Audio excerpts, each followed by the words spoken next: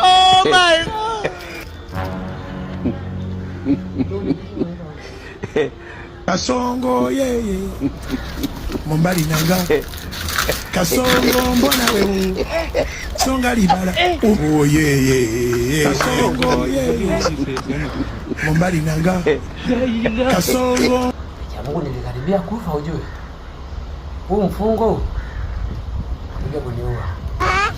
Ikiwa ni moja ya kiti ya vitu pendwa kabisa, nikiwa mtaani kabisa kama hivi unavyoona, nafuatilia watu ambao hawajafunga katika huu mwezi mtukufu wa Ramadhani. Kama unavyoona mtaa umetulia, umepoa kabisa.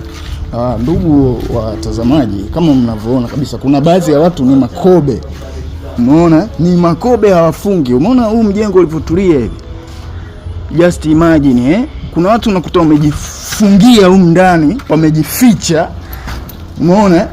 Huyu hapa. Kijana. Wewe unafuata nini usiku? Kijana. Kijana, habari yako? Wewe. Sasa unataka kufuata nini huko? Kijana, habari yako? Salama. Naona umejifungia huko. Vipi ndugu yangu Shehe? Shehe kabisa, nakuona una barakashia kabisa.